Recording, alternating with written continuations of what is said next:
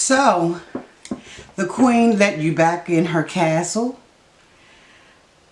Kate, you've got to be nicer to your mother. There's some things that are going on that you don't know anything about.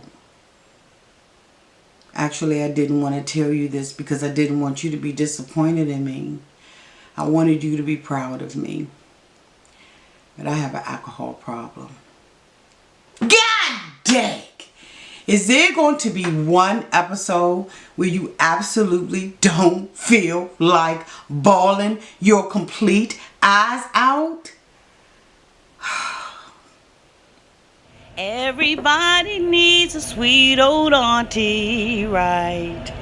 Having one, it just would be nice. 'Cause everybody needs a sweet old auntie, right? So welcome to Auntie's Advice. Well, hello there, and this is Auntie, and I am here to do a review on our favorite show. This is Us, Season 2, Episode 2. If this is your first time being here, please like, comment, and subscribe to my channel. To all my new subscribers, thank you so much for subscribing and being part of Auntie's family. And to all of my subscribers who have been here with me from the long haul, from day one, thank you so much for being here and helping our family to grow. You are the best nieces and nephews ever. Anyway, let's go ahead on and get into this review of Season 2, Episode 2. This is Us. Well, hello there. Okay, so let's go ahead on and get started. The title of this particular episode is called A Manny Splendored Thing. A Manny Splendored Thing. Okay, what a nice little twist. Okay, so as we start this episode off, we see Rebecca and Jack sitting in the car. She has gone to get him from Miguel's house, which is where he was staying when they split up. And so she's in the car and she's like, you know, you can do this. The alcoholism, the drinking, all that stuff, it has to stop. And he's like, you know, I don't know, you know, it's hard. This time it's a little harder. And she's like, well, you did it before, and so you could do it again. How did you do it before? And so he is like, you know, I've only been doing this for the last couple of months, and basically I know I can do this. Jack, like many other people who are addicted to alcohol and drugs, believes that he can do this just simply on the basis of love. And when you are come from a home of alcoholism and drug abuse, or you find yourself that you've fallen into that trap, it is much harder than that. This appears to be his second bout with this particular thing, but Kate has faith. She's like, you're my husband, we're gonna be together, boo, and we're gonna work this out. Okay, so next thing we pan backwards and we see Jack in his younger years dealing with, I believe, his first bout with alcoholism, or at least the first bout with alcoholism when he has kids in his household. We see him in the office and we see work piling up on top of him. And he pulls out his top desk drawer and there is a bottle of alcohol. And it's dark liquor too. Okay. All right. And so he pulls that out. He pours it in a mug and he drinks it just like a cup of coffee. I was like, God dang, Jack, that's a little bit much, but it is what it is when you're drinking the alcohol. You know what I'm saying? Don't blame it on the alcohol. So we see, based on this, or at least I do, that Jack can't really handle stress that well. He has a really stressful job. He's dealing with issues, you know, probably with being a dad, you know, having 3 children that he has to take care of. He had to go to his dad's house to take out a loan so that he could buy a house big enough for him and his wife, because remember in last season when they discovered that they was pregnant, they thought they was having one baby and that the house would be big enough, and then they, you know, they find out while going to the doctor's office that they're not having one, not two, but 3 babies. And so, you know, there was a lot of pressure on him. He had to sell his car, his favorite car that he had been hanging on to. So over the time period, you know, the stress has probably been a lot on both him and Rebecca. But his way of handling it was to default to alcohol, which is what he saw coming up with in this household. Jack goes to a jewelry store. We see him later on, goes to a jewelry store, and he wants to pick out a piece of jewelry for his wife, Rebecca. And the jeweler asks him, you know, suggests to him that he buys her a diamond. He's like, nope, anybody can have a diamond. Anybody and everybody has them. And of course, we know they do. Okay. So he's like, you know, are you familiar with Mary Tyler Moore? The jeweler says yes. He said, what about Farrah Fawcett? And he says yes. And he's like, you know what? She's a mixture of the two of them. And she needs to have something special. So we see, you know, Jack looking through the glass, you know, at the jewelry counter. And, you know, he's going to find a piece that's going to represent that Mary Tyler Moore and that Farrah Fawcett of his wife. Okay, she's a practical, sensible businesswoman, which is what Mary Tyler Moore was. And then Farrah Fawcett, the sexy side of her. Okay, go ahead, Rebecca. Sees Jack. He returns to the house, which is the same day.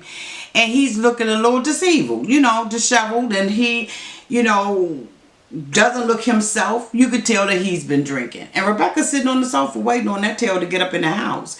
And she's like, you know, okay, the alcoholism, the drinking, that gotta stop. Jack, you need to man up and do what you need to do to stop drinking. Point blank and to the period. Anybody who has dealt with somebody who has either had an alcohol problem or a drug addiction problem knows that there comes a point where you have to have tough love. You have already watched it probably up to your max capacity, and at this point now you like straight tripping because you know that they need to do something a little different and you're tired of it. And Rebecca is at that point. I am tired of you coming up in here drunk and drinking. And even though she knows the history, she knows that his father was an abusive father. He was an alcoholic. You know, she probably has allowed him a certain amount of grace because of that. But now it's gotten to the point where she's like, look, I'm sitting up waiting that night. The kids are in the bed. And I'm about to straight approach you about this. Do what you got to do, Rebecca. Do what you got to do. And Jack's left sitting on the sofa, and she goes upstairs and gets in. He wakes up in the morning and he is sitting on the floor in the house. And, you know, she wakes up and she sits down beside him with her pink little robe on. And she's like, you got to stop. And he's like, I'm going to stop. And she said, look, Jack, you can't do this on your own. He said, yes, I can. I can do it for you. You can never, ever, ever, ever, ever handle an addiction or drug problem, number one, on your own, and number two, you absolutely can't do it for someone else. So Jack has this false sense of being in control of his alcoholism, and Rebecca falls for it. He gives her the gift. It's a necklace with a quarter moon pendant on it. She loves it. I don't know what it symbolizes. I think that we'll probably find out later on what it symbolizes. But she falls in love with it. They fall back on the floor and they're kissing and everything is right with the world. The children wake up in the morning. They come piling on his back and they're one good happy family. And you know, it's time for everybody to get ready. He gets a telephone call. He answers it. Jack does. And he's like, oh, I thought that proposal was done yesterday. He's like, okay, well, I'll get that proposal done. First thing when I get into the office, Jack hasn't even washed his tail. He hasn't had a chance to do anything because basically, you know what, when you're an alcoholic and you're a drunk, you lose sense of time and purpose. And then you sleeping on the outside of the door. Okay, all right. I don't know. Then we see the kids, you know, downstairs and they're getting ready to go to school. And they are all vying for the attention of Jack. Jack is just a wonderful dad. So the next thing we see is everybody, the whole family in the kitchen. And all the kids is up trying to vie for their dad's attention. And the mom, Rebecca, is drinking coffee, and Kevin comes in and he does his little Mr. T impersonation, and then Randall does a yo-yo, and the mom tells Kate, sing a little bit of your song. It appears that there's going to be a talent show at the school, and all the kids are entering into the talent show, and they just kind of showing, dad, their wonderful dad, their talents. They're so proud. Cute little family. And so Kate begins to sing her song. She doesn't want to. She does it with resistance, but nevertheless she sings. Lean on me when you're not strong, and I'll be your friend. I'll help you carry on. The mom, Rebecca, criticizes her. She compliments her. That's good. But if you could just hold that off just a little bit longer. Okay, Rebecca, back up. How many times have we as children had our parents to criticize and compliment us? Something that we are doing because of, for the love of it or for the joy of it, our parents make it uncomfortable and a task. I don't know how many stories I could tell about that happening in my own life and in the life of my siblings, but I tell you what, parents, if your children are doing something out of the love of something, don't take the love out of it by criticizing what they are absolutely doing. Jack is, just absolutely ecstatic about it, and Rebecca is criticizing. It's just something that happens in a family, and unfortunately Rebecca has not gotten the memo that is not okay for her to do that. Next with Sophie, we are in our present day, and he's with Sophie, and he is looking at his six-pack. He is getting ready because he's about to come back on TV and finish the Manny show. As we all know, last season he had a breakdown, and he quit the show on air, and he is coming back. He's getting his body together and everything, and he's like, I want people to love me like George Clooney. And she's like, you got this, boo, you got this. As we see in this episode, Sophie has been by Kevin's life all his life, and it's just a really nice relationship. Glad they got back. Is Randall and his daughters and his wife are up in the morning, and they at it. They are on their way to see Kevin's opening day of the Manny show. The wife is not really feeling Kevin, doesn't think he's funny, doesn't think the show is funny, and it's just kind of cute, the banter that goes on between them. And then we see Beth say to Randall, look, you didn't fill out these forms. You need to fill out the forms because the deadline is coming up for us with adopting these, trying to adopt or foster the kids. And so he's, kind of, perplexed and going back and forth and talking about how, it's so many questions, and the questions are personal. And he mentions that, there was a question on there that talks about the sex life. And so he asks Beth, how did you answer that? And Beth said, well, I enjoy my sex life for the most part until I want a quickie. And then my husband, he wants to have too much romance. And so Randall tells her that's not funny. And she's like, and neither is your brother.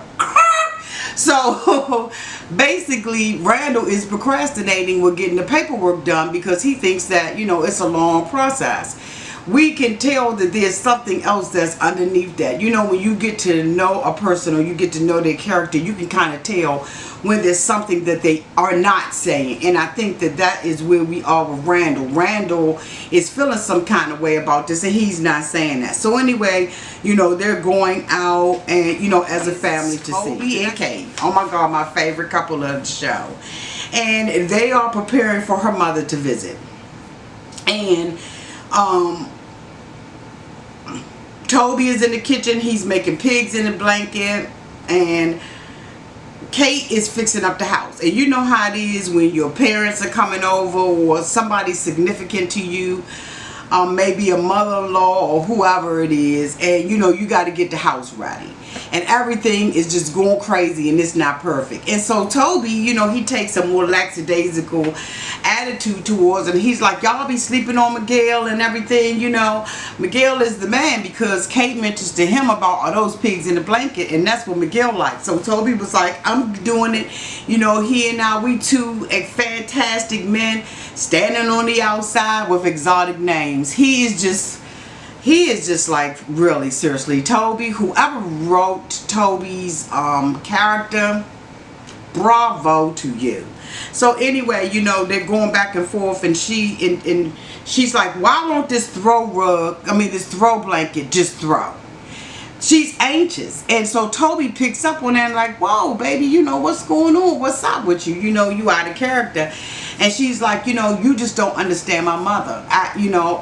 The relationship with my mom always has something critical to say.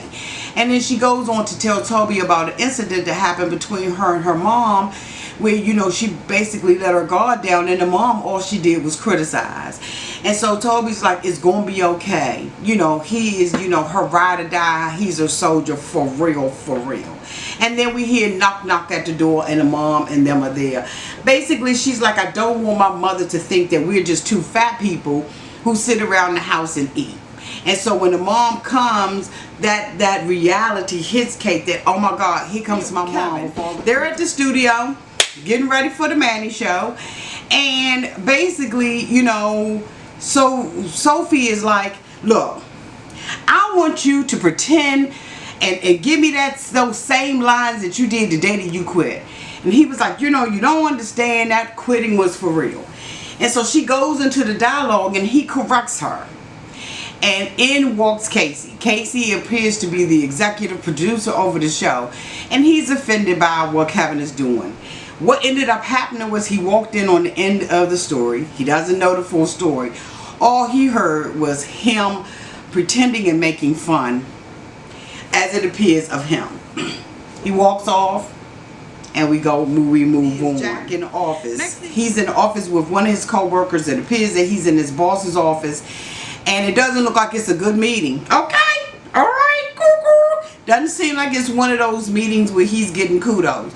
They walk out of the meeting together, he and his co-worker, and Jack is like, you know what, that was brutal, I need a drink. And the co-worker's like, all right then, you know, come on, let's go to lunch.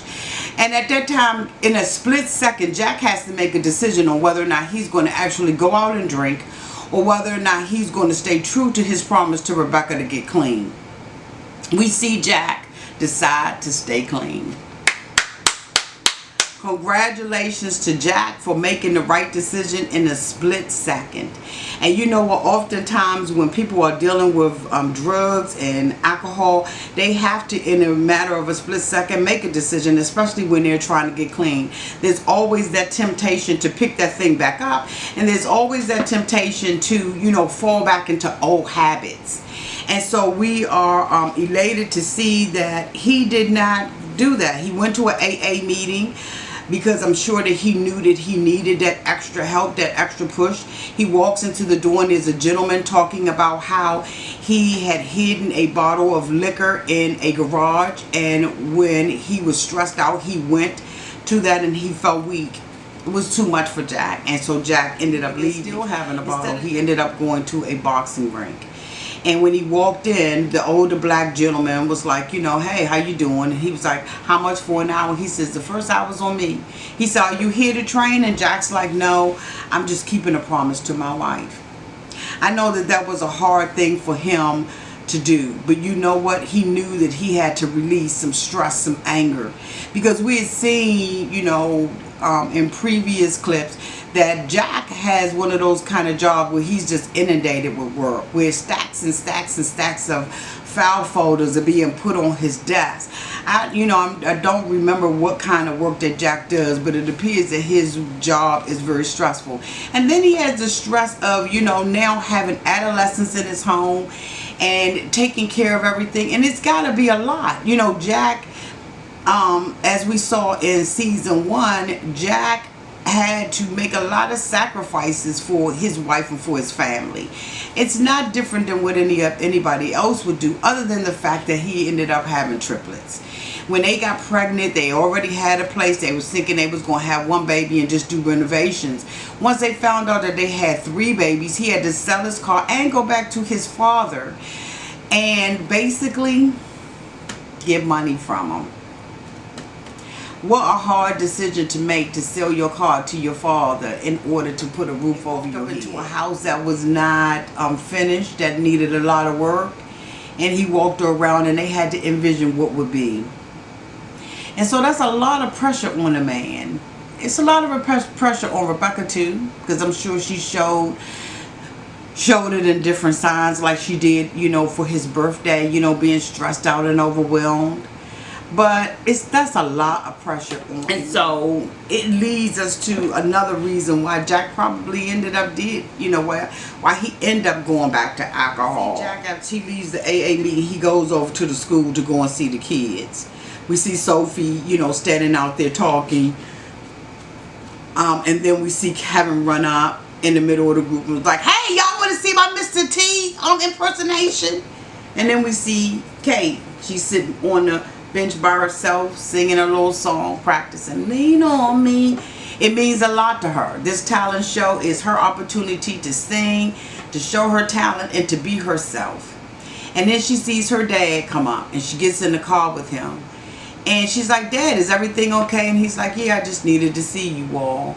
Kay has that sixth sense that is given to every woman, even as a child. And she realizes that this is more than just a visit. And so the dad asks her, you know, to kind of change the subject, clear the air out in the room or in the car. And he says, "How's everything going, you know, with your song?" And she's like, "It's going okay, but Mom is making it feel like a job."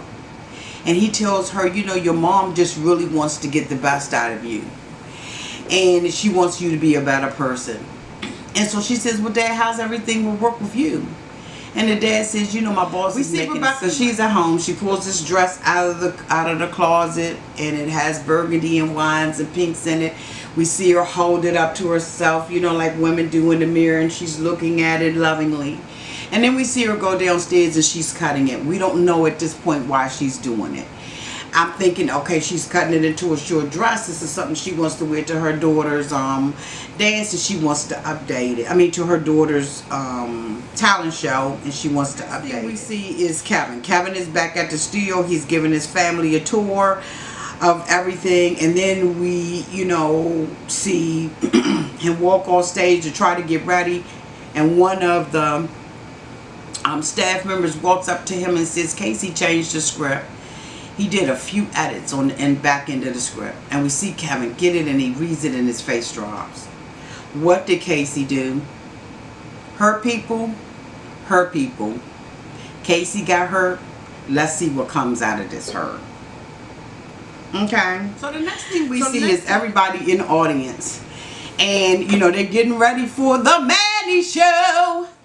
And, you know, they talk about a dancing contest and all that kind of stuff. You know, just the preliminary stuff they do to kind of get you hyped up before the show starts.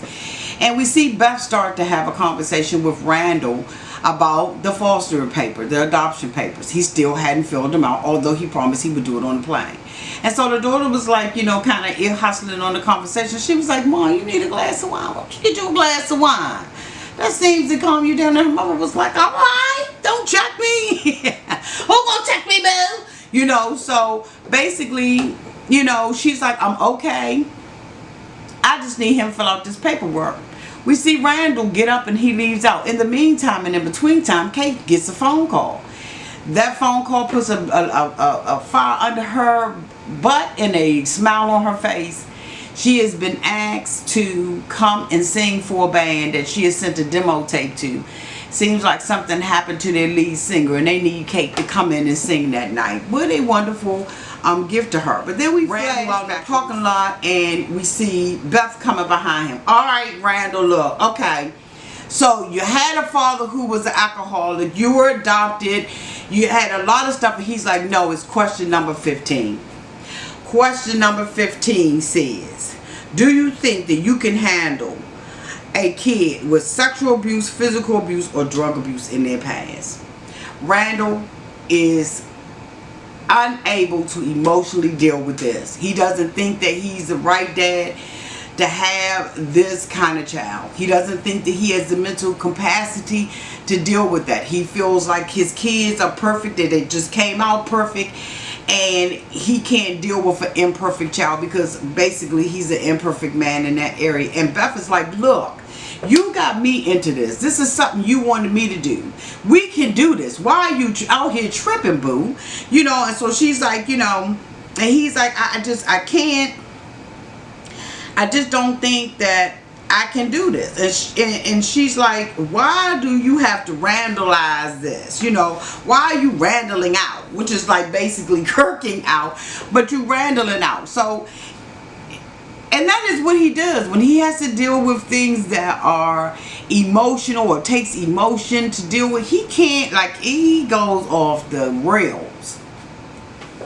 Randall rails. I don't know. But she's like, you know what?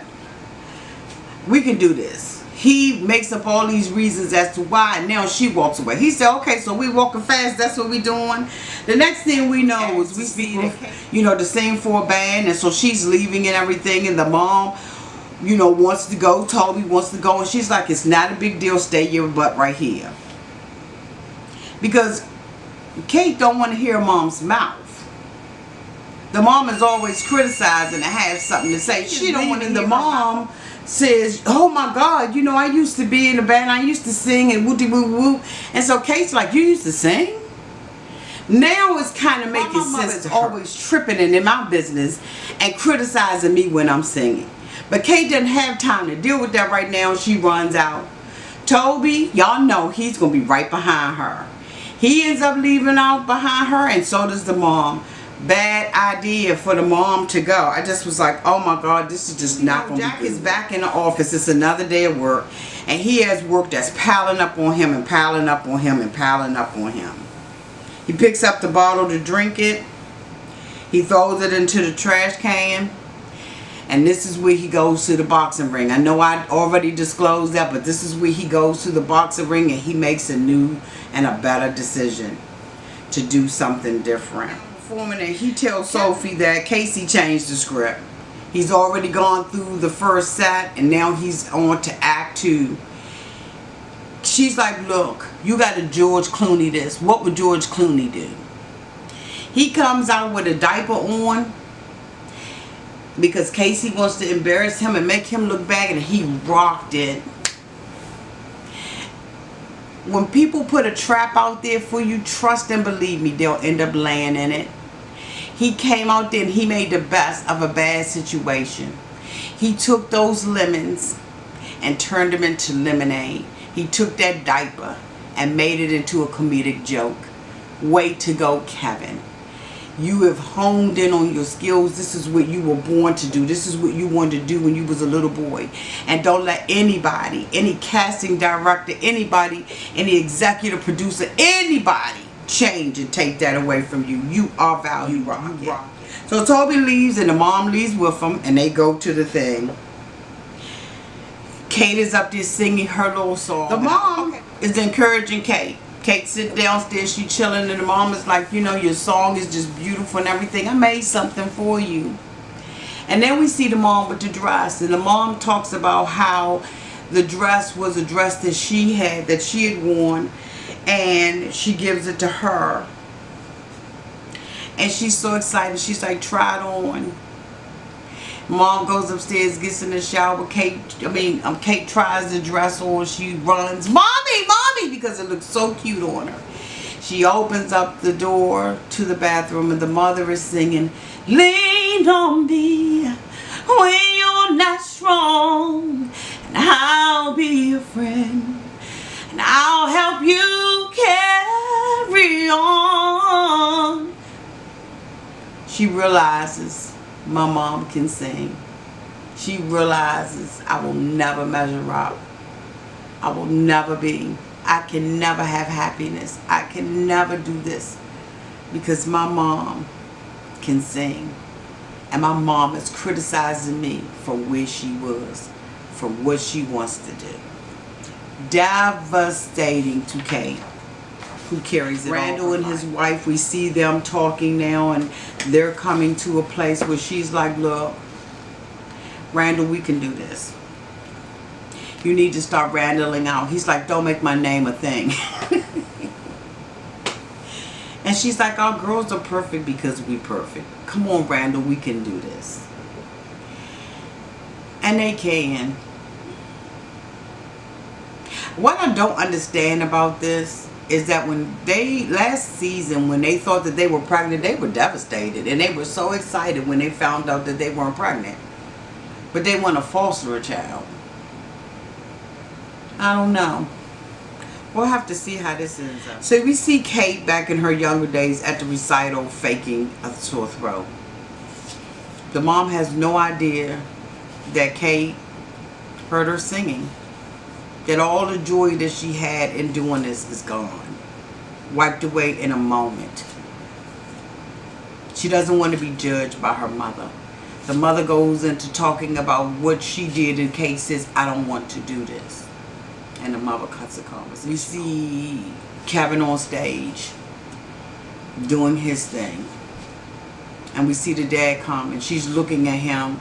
Rebecca's looking at him to see if he's drunk, and he's not.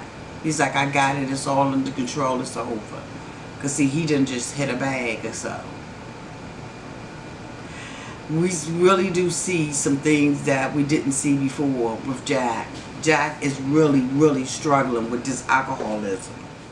So we see Kate, she's at the bar, she's singing her song, she sounds wonderful. And we see the mom come in. The mom is shushing everybody, you know. This is her first time really seeing Kate sing, and this is Kate's first time ever coming out of the box. While Kate is happy that Toby is there, she's showing happy that the mom is there. And after the show, you know, it's like the mom...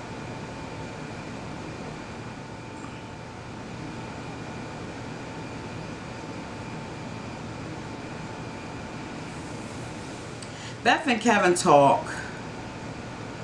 She goes to Kevin and she apologizes for her behavior and for missing his show. And it's at that time that Kevin is like, you know, it's okay. I know you didn't think it was funny. She says, you know what, Randall's getting on my nerve. Randall's driving me crazy. And she begins to tell Kevin about them adopting a child. And Randall says, Randall never does anything unless he's sure he's going to succeed. And she says, I know that. And then he begins to tell her the story about Randall seeing this beautiful black African American woman with dreadlocks and being afraid, knowing that this woman was out of his league, just being afraid of approaching her, but taking the chance to do it. He said it was at that time that Randall wasn't sure that he was going to succeed, but he did it anyway. And that woman was Beth. And Beth like, oh my God, you know, he had that thought that he could do it, and he was like, no. That was the only thing in his life that he's ever done that he was unsure of, that he was uncomfortable with. And she realizes because Kevin finishes one of her sentences with the line that Randall used to holler at her. She realized that Kevin helped him during his time of insecurity holler at his girl and get his wife. I thought that was really a tender moment because it let Beth know he know he can do this, but he got to battle through. We got this. We're going to adopt these kids. We're going to foster these kids. And now I know I have an insight on my husband. And I think that Kevin, when he shows that passionate side and that compassionate side, is just absolutely beautiful. Just absolutely beautiful. The mom walks up and congratulates Kate on her singing. But then she turns around and says, the next time you sing, you'll learn how to power through a crowd like this.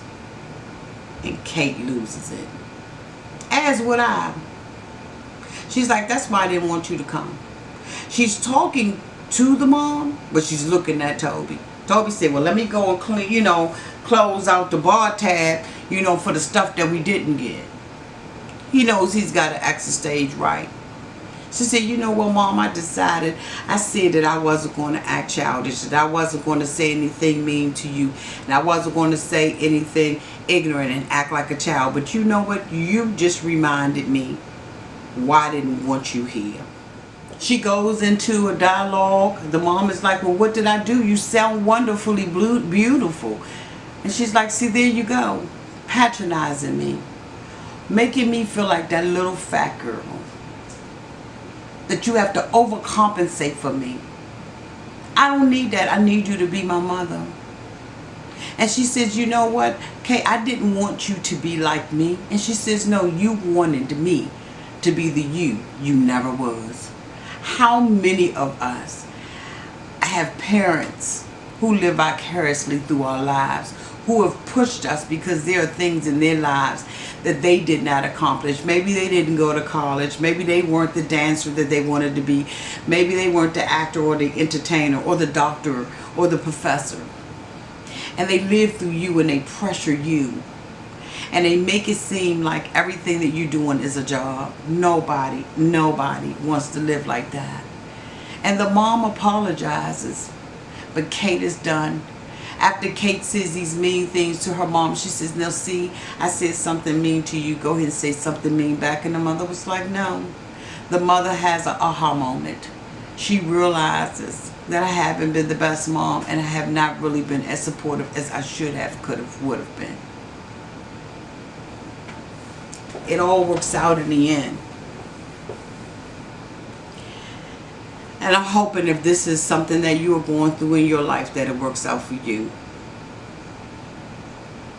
There's a lot of people who wrestle with things that they have had in their past and things that they have experienced at the hand of their parents. And you know what? At the end of the day, we have to realize that our parents didn't have a manual. They didn't have a book on how to raise us. And that they did the best they could with where they were. Be loving and forgiving in your heart always. Always. Toby comes up to the mom after Kate walks out and he's like, let me tell you something. I want you to like me. But I'm Team Kate for life. I'm ride or die. I'm Team Kate. I got her. We see them get in the car and the mom reaches over and is like, I'm going to tell you, I love your boyfriend. I love your fiance. And all is right with the world. But they got some issues that they have to deal with.